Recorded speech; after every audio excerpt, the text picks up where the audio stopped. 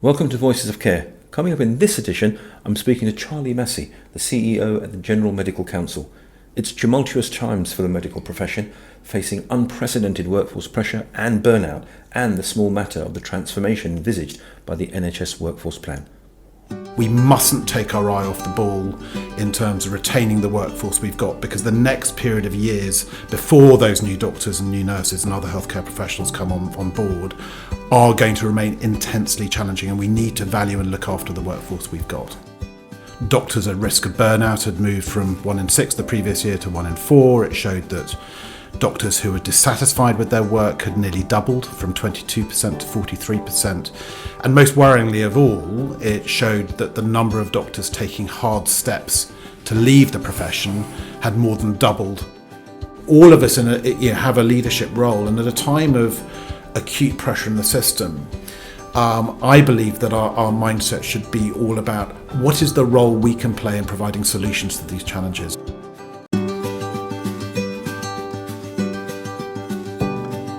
Hello, I'm Suhail Mirza, and welcome to this episode in Season 2 of our Voices of Care podcast. I'm joined today by Charlie Massey, CEO at the General Medical Council. The Voices of Care podcast seeks to get to the heart of the issues facing the health and social care system, and by discussing how we can enable the healthcare workforce of the future. The medical profession in the UK is facing tumultuous times, unprecedented workforce pressure and wellness and burnout, and the small matter of the revolution envisaged by the NHS long-term workforce plan. To help us navigate through all of this, who better than Charlie Massey? So Charlie, thank you very much for giving us your time today. Thank you, Suhail. It's great to be here, and thank you for inviting me. It's our pleasure. Before we get into the substantive issues, it's 40 years since the Medical Act, which is the governing piece of legislation for the General Medical Council.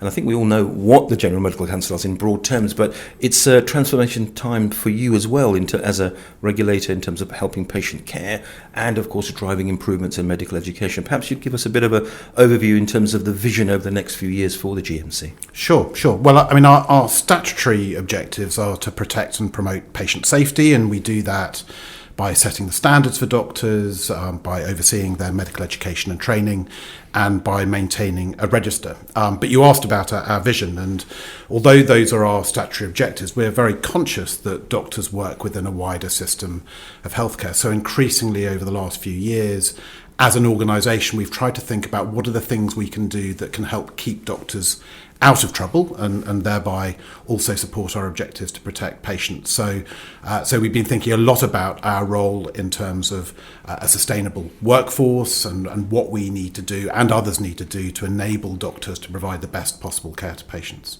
Absolutely. That word sustainable workforce is really important. I think it was in November 2022 when you were reporting on the update insights that you shared regarding why are doctors migrating, and you said that actually this was a vicious cycle that the medical profession was facing. We were losing doctors, and that there was no cavalry coming over the hill. And in prescient remarks, you said the next few years, if I can paraphrase, will be arguably the most difficult that the NHS ever faced, even more than the pandemic. We really are in quite extraordinary times, aren't we? Well, you're absolutely right. Our data are incredibly sobering. So we published recently our data, which was from field work that we undertook in 2022, and it showed that doctors at risk of burnout had moved from 1 in 6 the previous year to 1 in 4. It showed that doctors who were dissatisfied with their work had nearly doubled from 22% to 43%. And most worryingly of all, it showed that the number of doctors taking hard steps to leave the profession had more than doubled from 7 to 15%. In the previous year, it had doubled from about 3% to 7%. So we do see worrying signs in our data, and you're quite right. We described vicious cycles. So the intensity of workload that many doctors face creates situations where more and more are stressed and becoming increasingly burnt out, and that's forcing more doctors to leave the profession, migrate, leave the UK, which of course leads to greater intensity of workload pressures for those that remain. And whilst I think it was important to talk about those vicious cycles, it's very easy to get trapped in a very doom-laden narrative around all of this. We also talked about virtuous cycles. So actually our data also show that doctors who work in supportive environments are more likely to report that patient safety isn't compromised. And where doctors said that patient safety wasn't compromised, 81% of those did work in supportive, inclusive environments. So I think what's incumbent on the GMC and other regulators and institutions is to think about how do we create those virtuous cycles, much of which isn't rocket science, I would argue. Making sure that we have good rota planning, making sure that we have effective in onboarding and induction, particularly for doctors and other healthcare professionals coming from outside the UK. So there are things that we can do, but the data are very challenging. No, absolutely. And that imperative to ensure that you support the workforce is perhaps even more acute now, because we've had, of course, the seminal self-proclaimed once-in-a-generation NHS long-term workforce plan, which is envisaging a dramatic increase in the number of clinicians, including doctors, growing the profession, medical places. You broadly welcome, of course, that vision and the transformation that it is implicit in terms of medical education. We do. I think it's very welcome. It's been a long time coming, the long-term workforce plan, and we have an important role to play in giving effect to many of the things that the government and NHS England have set out within it, not least in relation to the expansion of medical school places, innovation in medical education, and we may want to come back to that. But I think a point you made earlier, it is long-term. The workforce plan. It takes a long time to make a doctor. It's 5 years in medical school, 2 years as a foundation doctor, and then several more years for doctors going onto the specialist and GP register. And that expansion of medical school places isn't going to happen overnight. So it's going to take at least a decade to see those numbers translate into doctors working on the front line.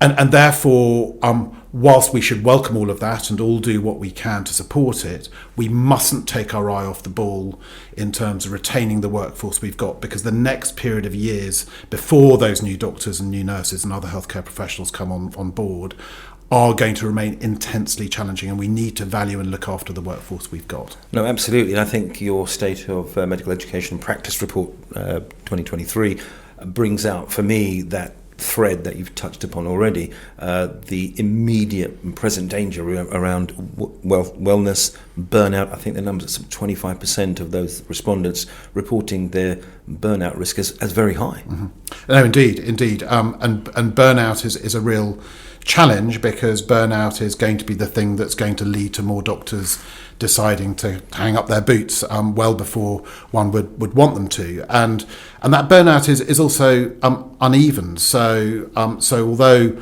you're absolutely right, 1 in 4 doctors reporting themselves at a high risk of burnout, if you look at trainers, of whom we're going to need a lot more to support the expansion in medical school places, over half of trainers report high risk of burnout. And if you look at trainees, around 2/3 of trainees report very high levels of burnout. So when we think about the kind of workforce that we're building, that we need to cherish and nurture, we need collectively to think about doing more to support them and make sure that we're building that training capacity, but also looking after the trainers we've already got.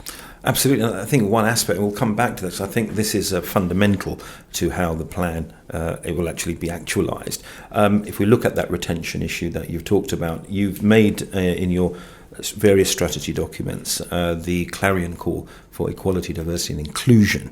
And for me, I see that very much not in a silo from wellness, but the other side of the same coin. Mm-hmm. Can you expand about how important we have a very diverse, internationally trained workforce within the medical profession? And there have been challenges in terms of disparities and gaps in terms of exam attainment from people from a BAME reported background. So can you just put the spotlight on how important that is, the challenges, and some of the improvements, because some of those gaps are closing. Yeah. So the medical workforce is probably about the most diverse part of the healthcare workforce generally. So Overall, 42% of doctors are from a black and ethnic minority background. And actually, if you look at new doctors joining our register, it's nearly 2/3. Now, a lot of the reason for that is over recent years, we've seen a massive increase of internationally trained, overseas trained doctors wanting to come and work in the UK. And of course, that's in many ways a very positive thing in terms of people wanting to come and work in the NHS. And we've become very dependent on those doctors who do a phenomenal job. But one of the challenges we face is that we don't always create the conditions in the NHS to enable all of those doctors to fulfil their potential. We see too often too many black and ethnic minority doctors being overrepresented in terms of what comes through our fitness to practice front door. So if you are a doctor from an ethnic minority, you are twice as likely to be referred to the GMC by your employer than if you're a white doctor. Now, my belief is that these aren't inherently bad doctors. My belief is that there are things that happen that that create kind of a more excluding sort of dynamic that mean that some doctors find themselves in positions where they will be more likely to be referred to us, and sadly that seems to be the case, particularly for doctors from ethnic minorities. We also see gaps in terms of attainment through education and training. So if you're a doctor from an ethnic minority, you face a 12% higher failure rate for your exams than if you're a white doctor. And if you're an overseas trained doctor, it's as high as 30% that gap. So because of that, we have gone out of our way at the GMC to say, actually, we want to set ourselves some incredibly ambitious ambitious commitments to address that inequality. So we've said that we want to eliminate that disproportionality in doctors from ethnic minorities coming through our front door in terms of fitness to practice referrals. We've also said we want to eliminate those gaps in attainment through education and training. And that is a very significant commitment, because it commits the GMC to do things that it can't control. So a lot of the things that it's brave, but it's important, because if we're seeing doctors essentially kind of being on the receiving end of kind of insider-outsider dynamics, where those that are outsiders are more likely to find themselves in trouble with their employer and ultimately in trouble with the GMC, these are things that we must address. So there are things that we can do. So we provide free welcome to UK practice training for doctors from overseas, but we're also working very hard with the NHS in all 4 countries across the UK where we work to think about how do we get better and more consistent induction and onboarding. How do we understand the dynamics that drive doctors to struggle more to achieve the same attainment through education and training, and taking action as a result, working with Royal Colleges and others. So these are really, really important commitments that we've set out, and we're determined to see them through. And speaking anthropologically, the importance of relationships are going to be fundamental. Are you seeing good practice, some areas which are giving you confidence that actually this initiative is being embraced fully? So we publish an annual report on progress against those targets, because we want to be completely transparent in terms of what we're doing, but also use that as a call to arms for others. And we published our latest annual report a couple of months ago, and that demonstrated that there was progress against all but one of the key measures that we use to assess how well we're doing. And that is undoubtedly good and positive news. But there is absolutely no case for complacency here. There is still a significant journey to travel. And in a system which is under so much pressure, it's really important that we continue to hold that mirror up to ourselves and to the wider system to make sure that we're all doing everything we can to enable us as a society to get the most out of every single doctor and to value every single doctor that works within the health service. No, absolutely, and it's good to hear that there has been that progress. And just tarrying a moment longer on this issue, the GMC itself is walking its talk in terms of you've got your own ambitions in terms of the proportion of your own workforce from a diverse background. Yes, so when we set those plans, we also set ambitions in terms of our own workforce, where we're making positive steps, though we don't have as good a representation of colleagues from ethnic minorities at a more senior level through the organisation. That's not an uncommon challenge, but it's one we're determined to address. And also within the GMC, we're determined to make sure that all of our processes are fair and inclusive. So.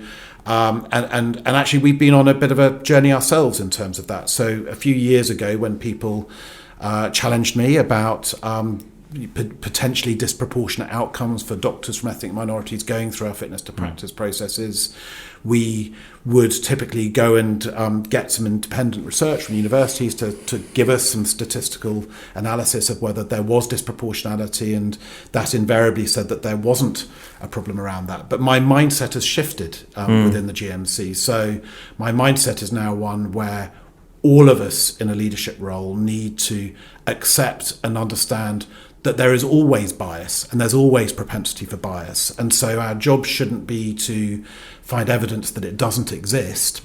Our job should be to go and seek out ways of addressing the bias that does exist. And that, I hope, is manifest in a big strand of work that we set up within the GMC to improve fairness in all of our regulatory processes. And it's encouraging to hear that, I think, for everyone. And there's such an imperative, because your national training survey published recently does highlight I think you called it a worrying level of discrimination faced by trainees. I think 27% reporting microaggressions, etc. So it starts at that beginning journey, and therefore it's important to make sure that we have that supportive, inclusive environment every step of the way. Absolutely. So the National Training Survey for the first time was collecting data on discrimination, and as you say, over a quarter of trainees said that they had personally experienced microaggressions, and very significant numbers saying that they'd observed discriminatory behaviours. It varies from specialty to specialty, but I think it is something which I observe a greater determination across the system to address. But these things aren't easy. The health service is not a single organisation. It's not a single employer. So what is incumbent on all of us is to think about how can we accompany and support employers to create environments where doctors and all other healthcare professionals feel valued, to support them with data. So one of the things that we have a lot of, and I've talked a bit about today, is the data that we have and our ability to shine a light. And that will help leaders of organisations, employers within which doctors, nurses, other healthcare professionals work, understand where they need to be turning their gaze in terms of addressing those issues. And I expect we will continue to talk about that, and we'll continue to see how that data changes over future years, hopefully in the right direction. And just to go back to that point around, we're sticking with retention here, you talked about the wellness, because that's very much part of that journey. Having an inclusive culture supports wellness without doubt. The evidence is very clear. Are you seeing good initiatives, and what are you calling for in terms of that support to minimise the level of burnout, not just for trainees, but in terms of their pressures, but also for the whole medical profession? So some of this is challenging, but a lot of it is actually not rocket science. So when we published our data that showed those burnout figures, we sort of said, well, actually, there are plenty of examples of employers that have much more effective rota planning in place. There are examples of employers that have rest and refreshment facilities, attend to the basics like childcare, parking, that have good induction and onboarding. And I go around all 4 countries where we work, and I meet doctors in both secondary and primary care, and I see loads of really brilliant examples of where things do work. And I think one of the challenges we've always faced in the NHS is that we're not always good at kind of replicating that best practice elsewhere. And I think that is a job that the GMC and other regulators and other system bodies have, is to showcase where that operates and see if we can replicate it. And indeed, a few years ago, we did some work with Professor Michael West around compassionate leadership and wellbeing, to your question. And we tried to capture within that lots of examples of good practice that essentially deal with what he describes as the ABC of wellbeing for doctors. So creating opportunities to give doctors autonomy, a sense of belonging, and also competence in terms of the skills. And I think, again, this isn't overly complicated stuff, and we of course have an important role working with medical directors and boards ourselves to really hold that mirror up to individual organisations. But I think sharing that best practice can go a long way too. No, absolutely, and that will become very important as we now move to this growing of the workforce envisaged by the long-term plan, doubling of medical school places, etc. I wanted to touch upon, you've been very clear, the GMC, in terms of supporting the idea of greater flexibility in training. Now that is within the plan, perhaps shorter degrees, different pathways. Can you just touch upon some of the things that you envisage that will change? Because it's quite a dramatic transformation. Medical apprenticeships, for example, new roles that need to be regulated. So it's exciting. I think you've been on record as saying it's an unprecedented opportunity to change the regulatory framework. Yeah, I think it is really exciting. I mean, the plan is very ambitious, but I believe it's doable. And in addition to the increase in numbers, what the plan envisages are different pathways both into medicine and through medical education and training. And I think opening up medicine to apprenticeship routes creates a real potential to widen participation in medicine that I think it would be a very positive thing. Obviously, those apprenticeship routes need to be providing the level of support to enable all of those students to succeed in terms of getting their medical degree.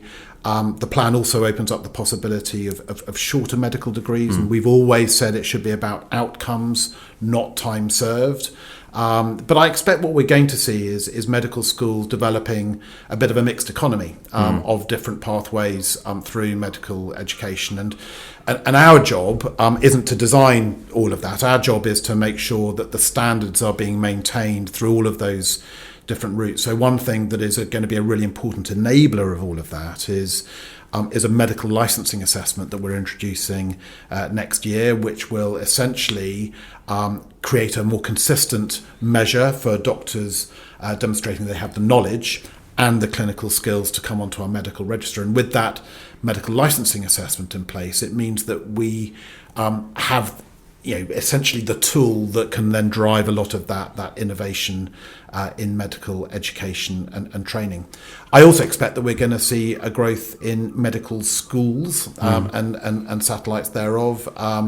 I think it is, I was really pleased in the plan to see a focus on building places in relatively under-doctored areas, and that I think is really important if we're going to have a strategically coherent approach to increasing medical school places. Otherwise, we end up clustering more and more places around the places that are already arguably overserved in terms of those both undergraduate and postgraduate training places. So we need to do it in a strategically coherent and sensible way. And I'm really excited about that. And obviously, we at the GMC quality assure and oversee all of that education and training, and we're already beginning to talk to universities about how they make sense of those plans. Obviously, one thing we still need to understand better is what is the profile of funding and how's that going to drive innovation. That's obviously a question for government with NHS England, and I mentioned earlier training capacity. It's predicated on the fact that you have sufficient and expanded trainer capacity,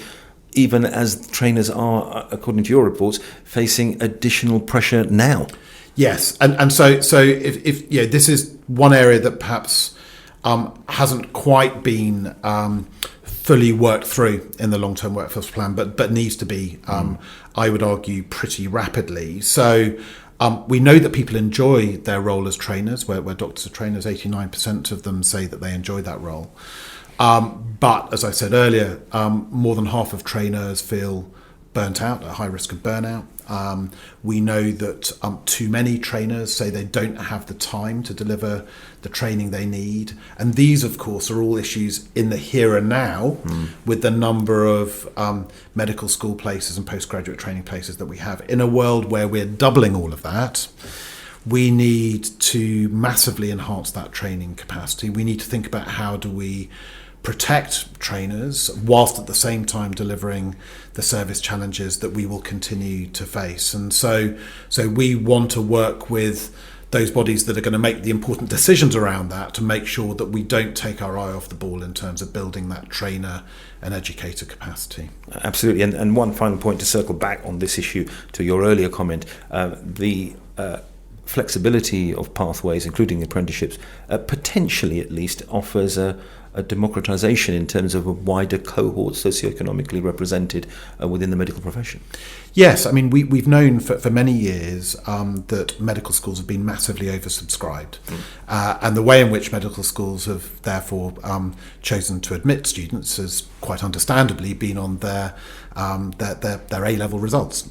So you need a string of A stars in most cases to go to medical school, and as a result, we don't see the intake of medical schools representing the rest of society. We see a much greater proportion of medical students who've been privately educated, for example, and we see some parts of the country where actually the participation in medicine is incredibly low or non-existent. So the apprenticeship routes, I think, are really exciting. There are some people who worry that this is going to be a dumbing down of medicine. I completely do not buy that narrative whatsoever. But about providing different routes with the appropriate level of support, I think enables us to create a cohort of doctors in the future that are going to be very well equipped to meet the needs of the population, not just in terms of their intellectual abilities, but their ability to engage with patients in medicine, which is becoming increasingly complex, and where some of those more generic skills around leadership, communication are just going to become more and more important. So again, it's a very exciting element of the plans that the government and NHS England have set out. Well, let's see how that unfolds. I wanted to end with what I see as an important thread running through a lot of your pronouncements and what you've said today, which has been really refreshing. You were at the Confed Expo earlier this year and made a telling speech about the importance of leadership. The evidence you've talked about, Professor Michael West, of course, whose work is ubiquitous on the fact that leadership leading to supportive environments leads to better patient care. I think that's unarguable. But that concept of leadership, you've said sometimes when times are tumultuous, can be relegated as a soft option to deprioritise, and you called it a false economy. And to paraphrase your term, it's in fact exactly in times of acute stress that leadership is so important. To bring all of this together will require leadership at a different level of order for the medical profession. Just how important is that, and what work is being done to support that leadership? So I would argue that leadership is an integral part of every doctor's practice, should be an integral part of every doctor's practice. It's not, for me, an issue of hierarchy. Leadership is not the same as management.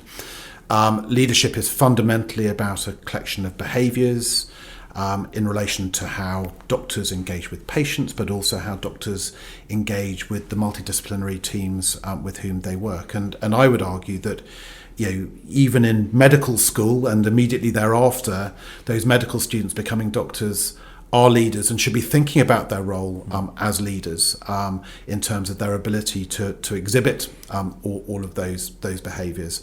And we are putting more emphasis on that in terms of what we say about doctors. So we will be publishing very soon our updated Good Medical Practice, and that does place a lot more emphasis on the role of doctors as leaders and the role of doctors in terms of working with those multidisciplinary teams. So I think it's fundamental, but it's not just for doctors.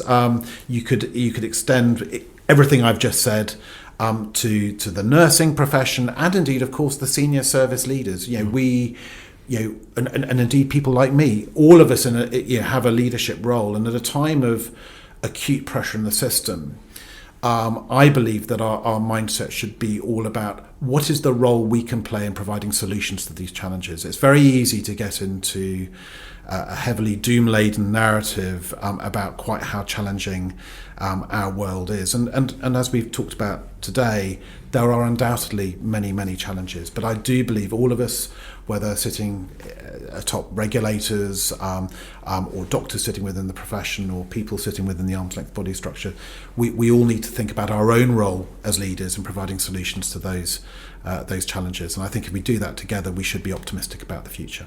And on that optimistic note, I'd like to take the opportunity to thank you, Charlie Massey, for your insight and your vision, and we're very grateful to have had you here today. My pleasure. Thank you very much, Suhail. Pleasure. If you've enjoyed this episode of Voices of Care, please like, follow or subscribe wherever you receive your podcasts. And if you want to find out more about how we are enabling the healthcare workforce of the future, please visit newcrosshealthcare.com/Voices of Care. In the meantime, I'm Suhail Mirza. Thank you very much and look forward to seeing you on the next episode.